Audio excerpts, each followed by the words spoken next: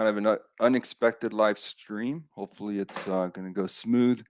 Could not get the Camtasia software to work, and it's a weekend. Support's not available because it's a weekend. So here we are with no editing software. So I'm going to do my best to get this done probably in about 30 minutes or so or less.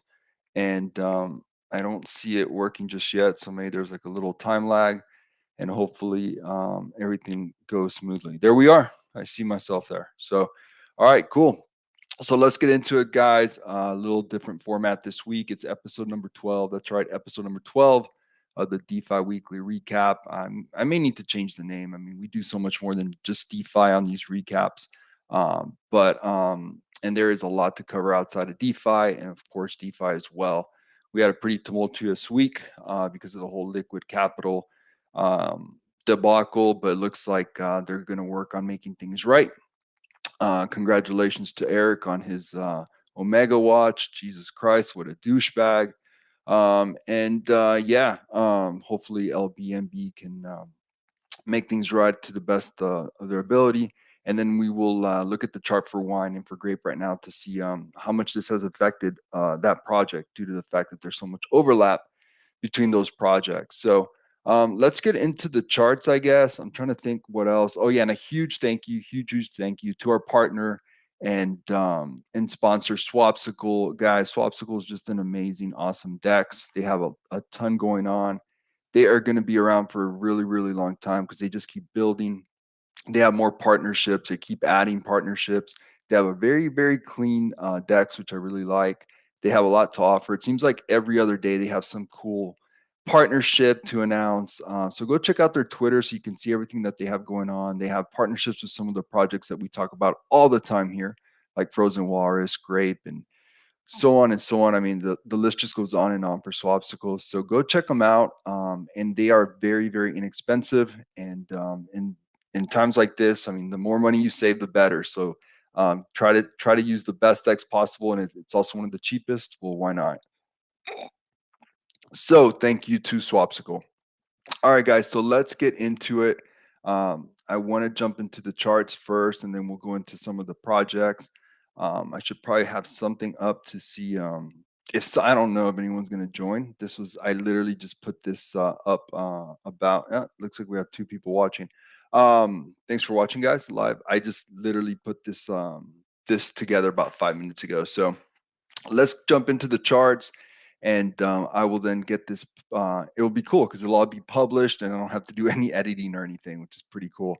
All right, guys. So let's talk about BTC. It's been pretty interesting to see things this week and where are we going to go next week? What's going to happen next?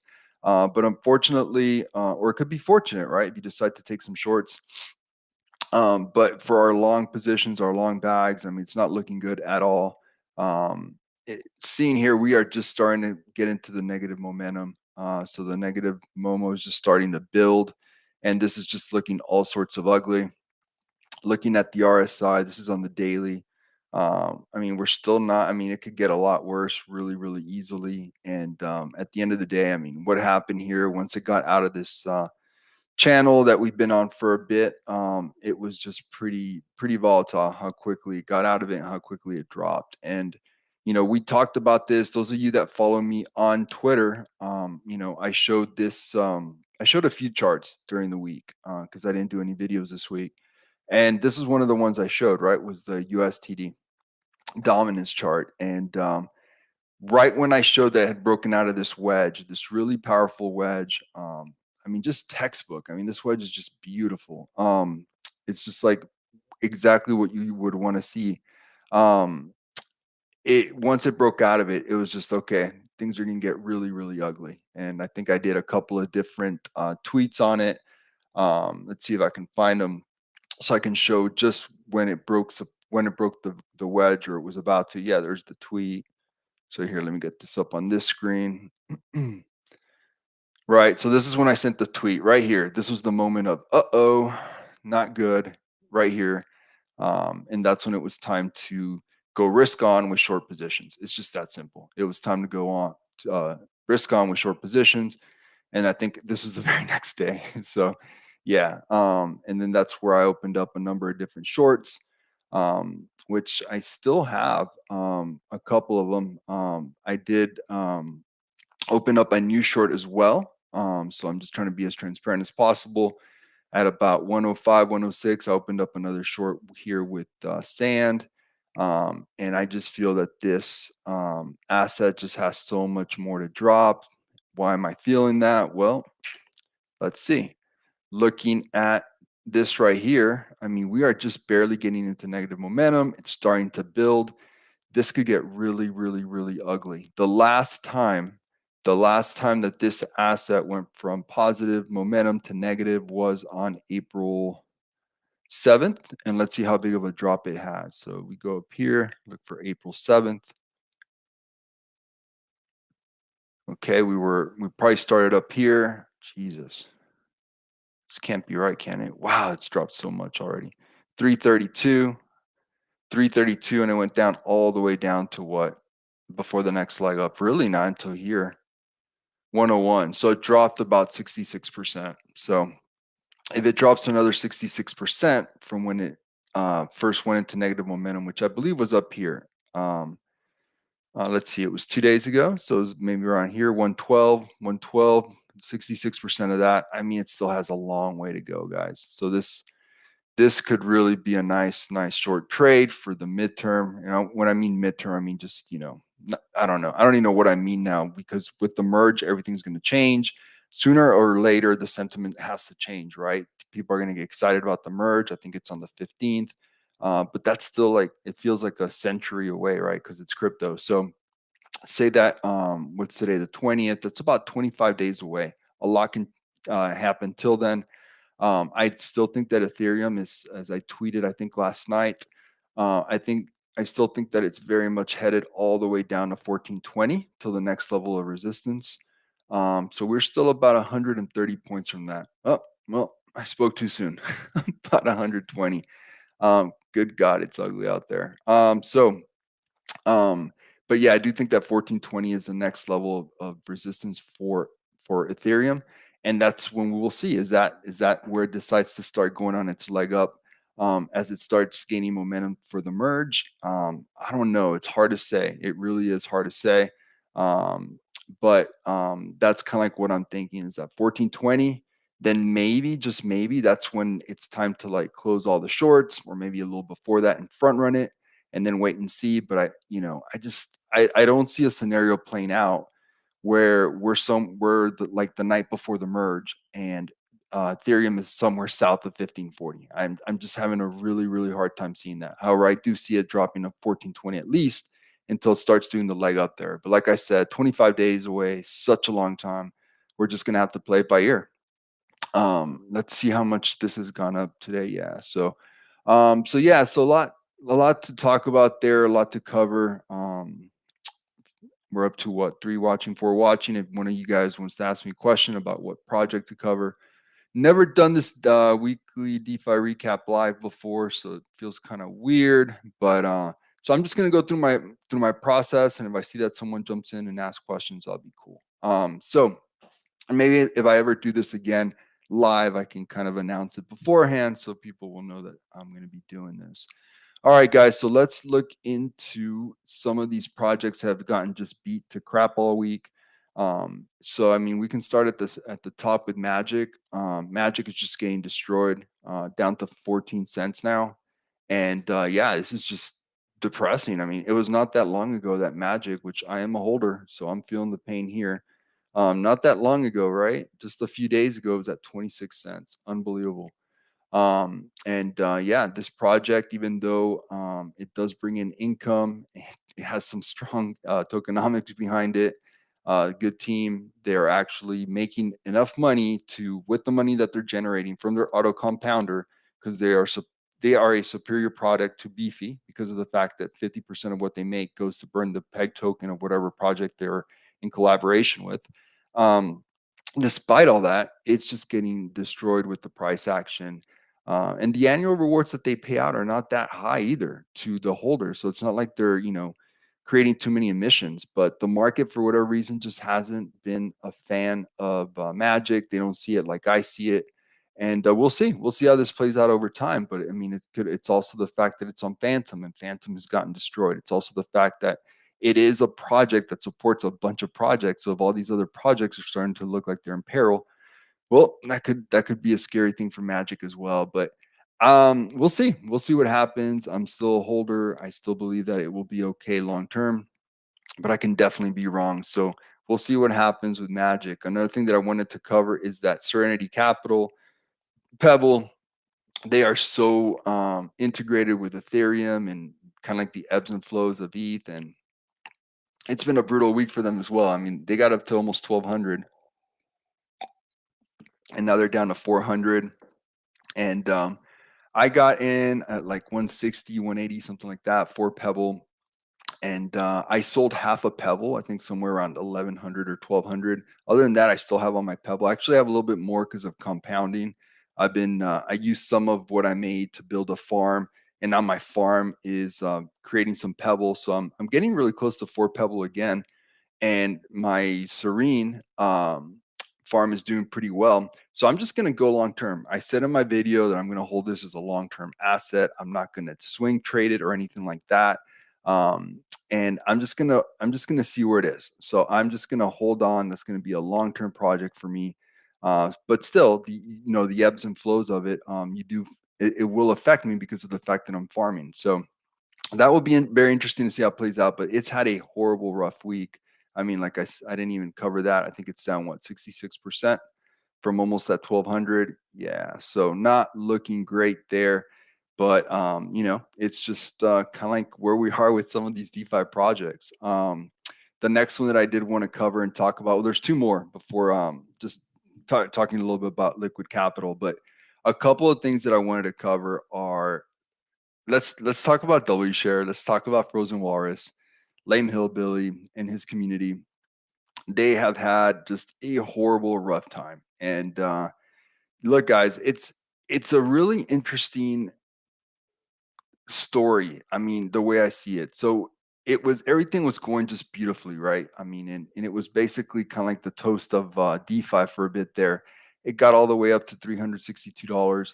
And something did happen that same day that the team decided, hey, we got to build, we got to innovate, we got to keep on going. So the team decided to add a second peg token. I hope I'm pronouncing it right, Narwhal or something like that.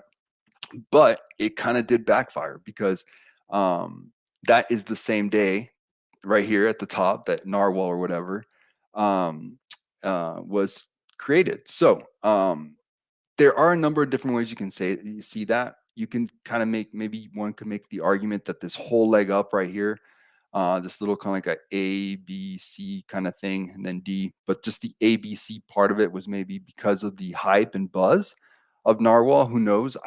No, I can't know for sure. But it is a tough spot because it does make devs think, well, we're damned if we do, damned if we don't. If we innovate and do a bunch of things to try to keep things building and growing, the ecosystem growing, the market may punish us if we didn't do it at the right time. Or is the market going to punish us if we don't innovate enough? And so it's a really tough spot, but I think it doesn't really go back to that, in my opinion. I think what it goes back to is the fact that in DeFi, we just don't have enough liquidity. We don't have enough market participants, and these markets are so incredibly rotational. So when they are so rotational, you're just not going to have enough funds to support every single thing. So you create another peg token. Well, some of the funds are going to go from one part of the ecosystem to that one. They just are. I don't know how many holders they have, but I would assume that it's not going to be like a huge amount. And so if you don't have enough holders, that's going to hurt you. So I think it goes back to that in many ways. I mean, another example of how not enough market participants is screwing things up is with wine. It just, unfortunately, it is. We'll talk about the liquid capital thing in a second, or I guess we can start talking about it now because this story is kind of intertwined. But what happened here, intertwined. But what happened here is that everything was going great with wine as well. And then when I think it was around right here, right? No. Whoa, I'm way off. I think it was around somewhere around this time right here. It's kind of like when the liquid at capital thing kind of started coming up. Yeah, it was around right there. Wine was at around $350. And that's when, not a lot of people were vocal about it. I know that I was. I remember James Pelton talking about it because he has a big bag. He's a big holder of grape and wine. But the concern did kind of come up that, well, with this liquid capital raise, what's going to happen? Is it going to hurt the this Equinox balancer deck's looking great. Any thoughts? Okay, Alexis, I'll check that out right now. I don't know what Equinox balancer dex is. I wonder if that's something new with the Dex Finance project. Is that what it is? Let me know. Um, and we'll see what Alexis says. Because yeah, Dex share is definitely in a value spot if one is a fan of that project. But anyways, we'll see what Alexis says. But yeah, so right about the time that all that kind of hype started with liquid capital, that's when kind of things started going south for grape. So was it just another case, just like it happened with frozen walrus, where you don't have enough market participants and money from grape went to liquid capital? And then it can't be a coincidence, right? Same thing. It started down, kind of went up again, and then just it's been down ever since. And then yeah, I mean, what happened with liquid capital? I guess I haven't touched on it enough, but I mean, I don't know how much more there is to say about it. I know that they're doing the investigation. I know that they're trying to figure out what's going to happen as far as how we're going to get refunded.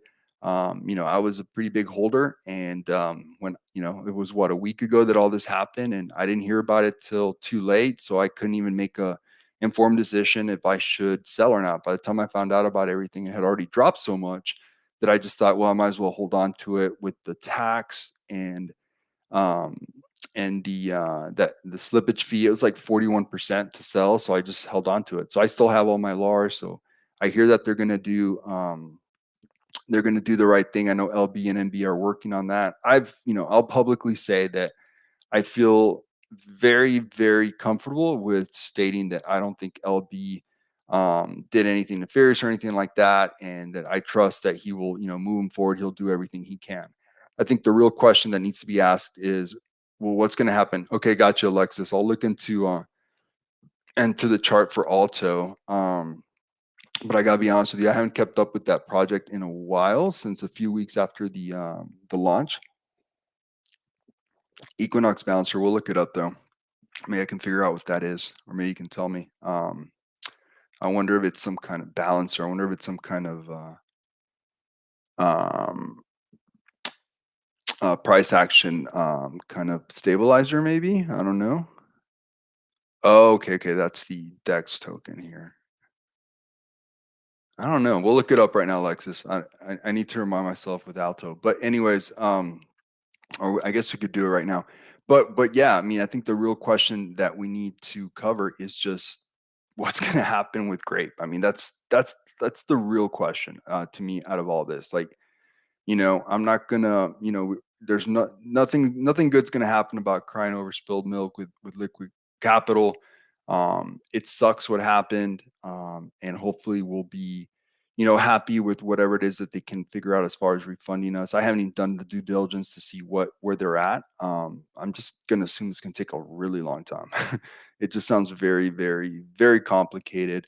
How do you make certain people whole that did sell that day or later that day? Or like, I almost sold two different times. I almost said, screw it, I'll just sell. And so I have no idea what they're going to do, but I trust that they'll make things right. But the real question for me is this right here. It's wine. What's going to happen with wine?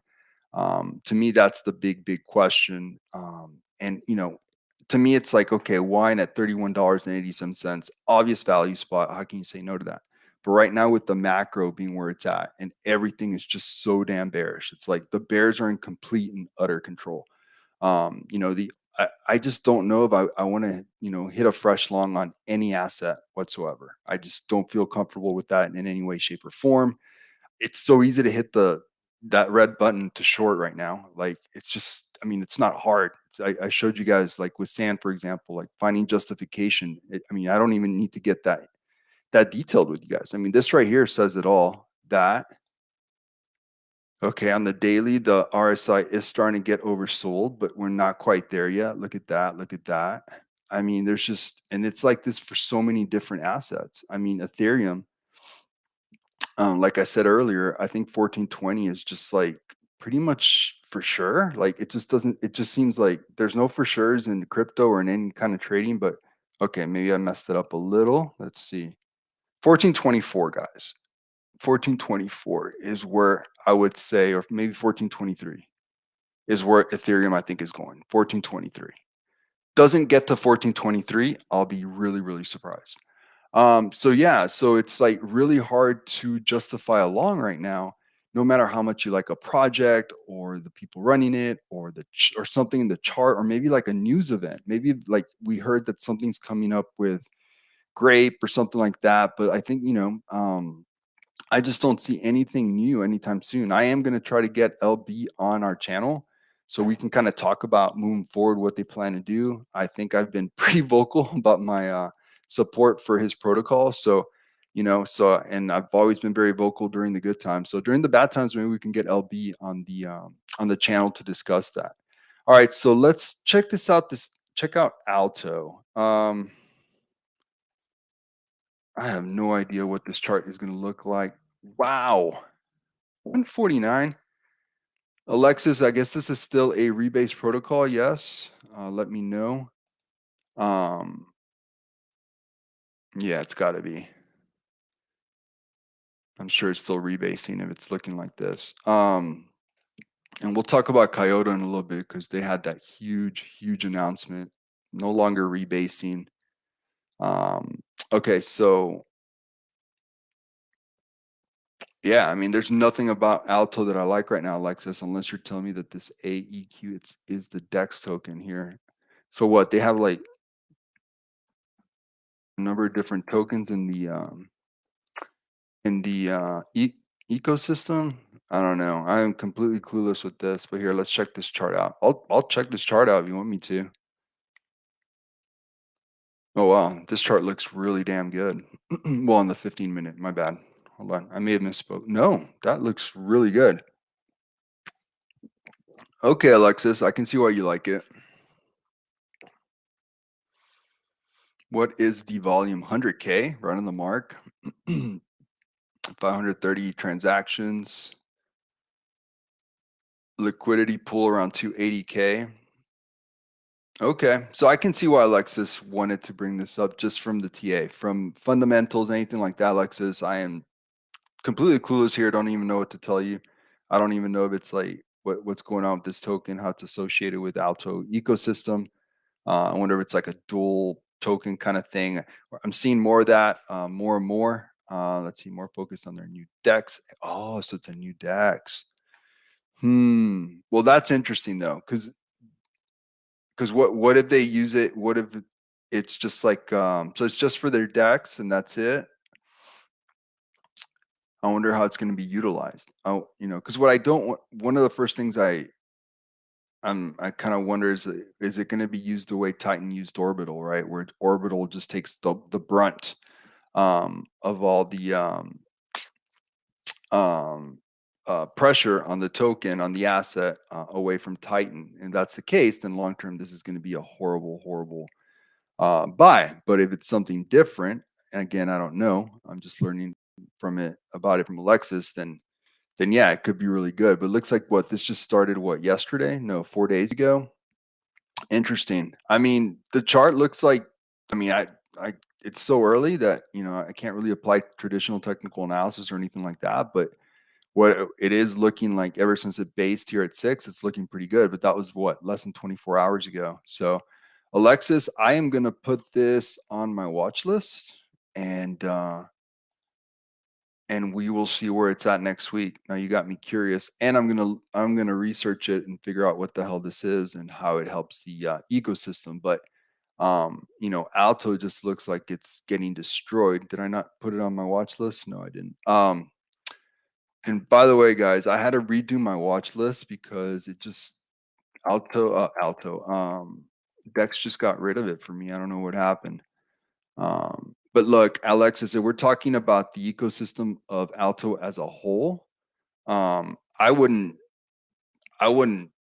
invest in Alto right now or anytime soon. I mean, this is just a falling knife. It almost, and it looks worse than a falling knife because It just looks like it's just like one of those painful slow ones, right? Where it's just you get a little bit of hope every once in a while, but no, I mean, this is a daily chart. I would not touch this asset in any way, shape, or form. And if I could short it, I would. So um, I am curious to see how these two are integrated and what that will do for each one. But so yeah, Alexis, we'll keep an eye on it. I did add it. I already forgot what it's called. Oh, there we go. Equinox. We'll see where it's at next week. 776. And it's having a really nice day. But it's just it's just too early to tell what's going to happen there. All right, guys. So let's talk about Coyote. Big news event for them yesterday. I think they're going to be doing that snapshot, I think, tomorrow. And yeah, I mean, it looks like they made the right decision, right? I mean, so that price, their chart says it all. Now they are at that crazy high annual reward rate, so of course the chances are that the chart's not going to look great when you're paying out rewards as high as they are. But it looks like they're going to do things right. I was looking at a spreadsheet today because I didn't really completely understand. And Alexis, thanks for adding to today's stream. I really appreciate that. Especially since I just didn't announce it, just did it on the fly and went live. So thank you, Alexis. Appreciate that. No, I will, Alexis. We'll definitely check it out. You got me kind of curious, actually. So yeah, I wanted to talk about what happened with Coyote. So I was looking at the spreadsheet because they were able to like guarantee, right, that the token will be at a certain price if you do this earn and lock path. And it sounds like it could be very lucrative. So I was kind of trying to look at the numbers to try to figure it out for myself to see if I understood it. I think I understand most of it, but some of it still feels a little off to me. There seems like there's still some components I don't understand, especially with how things are going to be affected with these nodes and everything else. But um, it does look very, very promising. Again, for those of you that don't know the Coyote protocol, they're basically, I'm just gonna keep it real high level. I don't want this video to be too long, but just high level. They're trying to, yeah, we're already at 27 minutes. Wow. They're trying to basically integrate all the value adds of the blockchain and bring it to the no, not looking at Alto, Alexis. Alexis has me kind of confused with the whole Alto thing. Oh, okay, I see now. Um, yeah, so what Coyote is trying to do is of course very, very innovative. And with these carbon credits that they're trying to link to the blockchain to make it so that anyone could be a part of that whole process as an investor. It's a huge project. It's a huge undertaking. I mean, but as of right now, you or me or anyone like that cannot go and buy carbon credits. So they're trying to make it accessible for anyone. And I think that it's a really, really cool project, and what they're trying to accomplish is just like huge, right? Really hard to give you the whole synopsis of it, but that kind of like is the 30,000-foot level piece of it. They are going to be going into their own blockchain very, very soon. They're ahead of schedule, which is huge. They made a bid for Orbital, also huge because they needed to kind of, in order to keep momentum going and get this done as quickly as possible. That was a key piece that would help if it happens, right? If this goes through officially.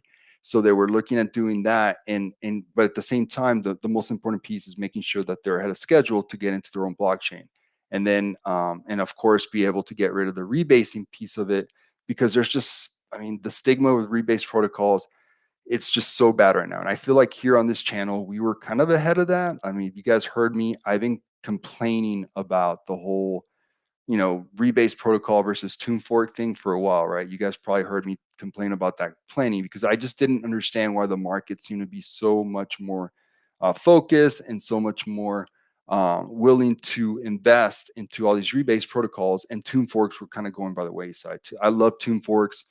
They're from a make money perspective, they're fantastic, absolutely fantastic. From Crypto Night, what's up, man? Thanks for joining. Um, they're fantastic. From a game theory perspective, they're also fantastic. Like, you get to pick and choose how to play the game. Where with a rebase protocol, I felt like you just buy and you just hold, and that's it. Like, I mean, you can't really, swing trade, right? A rebase protocol because the taxes are too high. So I just, at first I thought it was the coolest thing ever. Titano, I thought was the coolest thing ever. Sorry, guys, need to drink some water. I've been talking straight like a madman for 30 minutes. But so at first it was the coolest thing, but then it just kind of got old, right? And with Tomb Forks, I just don't see how they can get old. I mean, there's just so much fun. There's value spots. You're gonna take L's, you're gonna take wins, you're gonna go up and down. You can 2x your money. You can lose 50% of your money like that. And so if you're playing around with money that you can afford to lose, and with a certain part of your I guess we'll call it, degen or investor or whatever you want to call it, kind of process, if you're just playing with a small percentage of that, I don't think there's much harm in it, and it's just so much fun. So I've been complaining for weeks that I didn't understand why rebase protocols were so much more popular than Tomb Forks. Looks like everyone's kind of catching up now, but they're doing it in the wrong way. I feel like they're doing it from a place of, oh, well, liquid capital screwed us and this happened, and they didn't do it from the perspective that I had, where rebase protocol still seemed to be doing okay, where I just thought the Tomb Forks were more fun. So I am worried about the future of Tomb Forks. And if we just look at the price action of so many of these different projects, it's all the same with the Tomb Forks we love, right? So, excuse me. I mean, even like Pebble is just getting destroyed despite the fact that they have a very sound system.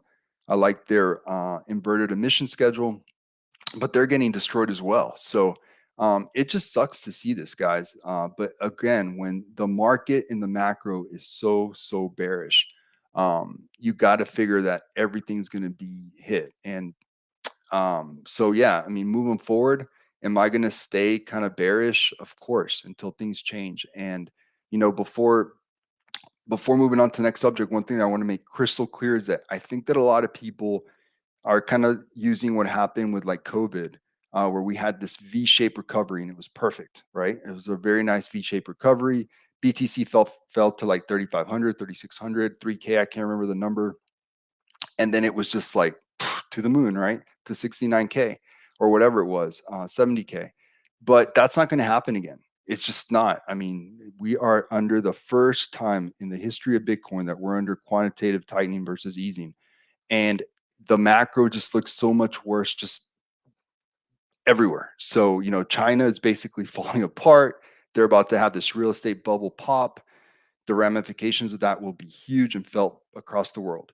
Europe is having horrible issues with high energy costs and with inflation. Out of Madrid, they just said the other day that they're at 12% in Spain, and they plan for things to get worse. The UK just announced that they're at 10% inflation, and they're going to 15% in early 2023 is what they guided. Um, and guided. They forecasted. It's not like they can control that. So I mean, and these are just a few examples. Like, so the macro is just awful. So as investors and traders, we got to make the right pivots and we got to make the right moves. And I think shorting is the way to not only make money, but slash protect what you have. But at the same time, you don't want to go crazy with the shorting, because as we see here, I mean, a lot of these assets pretty soon they're going to get, oversold, and the shorts are going to get destroyed, right? So, like I said earlier, I'm going to repeat it one more time. I do see ETH going all the way to 1420, but then it might be time to open up some fresh longs. But we will see. I'm not just going to say we're going to open up some fresh longs at 1420 because as of right now, that's where we see some decent levels of support, because we don't know what the indicators are going to look like. So a couple of weeks ago, a lot of people were calling for a 30K BTC. And I was saying, well, I don't know. I was saying the 25 and a half to 26 and a half BTC makes a lot of sense. Didn't even get that high, only got to 25K. Didn't even get to that 25 and a half to 26 and a half gap that I kind of looked at, because the macro is so weak. And also because Ethereum was taking a lot of the money, because of the excitement over the merge. I do think that was part of it. If the merge wasn't coming up, I do think BTC would have hit at least 25 and a half. But, TA can't tell you everything. But yeah, I guess what I'm trying to say is that it's really hard to want to say, oh, wow, grape and wine and frozen walrus and pebble, they're at such beautiful value spots.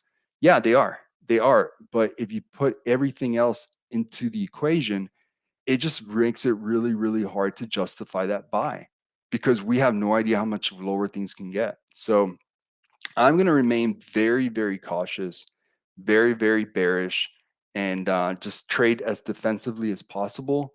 I will keep my sand short because I just opened up another one. I don't know where I'm gonna stop. I'm just going to let the indicators tell me.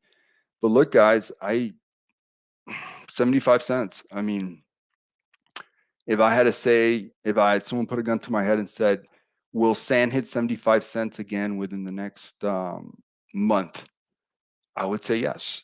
I would say yes. So, and most of the other charts look the same. So, sorry for being so damn bearish again today. I feel like I've been bearish all 8 months. I've been doing this YouTube thing. I feel like I've been Mr. Bearish, and just being very careful with when and where to look for value spots and find value spots. But unfortunately, that's all I can say. I'm trying to protect, my crypto assets as much as possible, or try to gain them. I mean, this week was a good week if you're short. I mean, it was actually a fantastic week. So I'm going to remain like that. And guys, if you haven't been watching the USDT.D, it's the USDT dominance chart. Add this to your tools, your repertoire. You should be looking at this every day. Every day. This is the 4 hour. Let me get in the 1 day. Yeah. You should be looking at this every day. And this will give you a really good idea of what is most likely to come. I mean, guys, look at this. Look at that RSI right there on the daily. This looks like something you see on a 15-minute chart, right? Like when like YouTubers or I don't know, or a certain project, they want to like really hype up people and look at our chart. It looks so good. Have you noticed they always use a 15-minute chart? It's so funny. This is a daily, and look at that straight line. I mean, yeah, yep.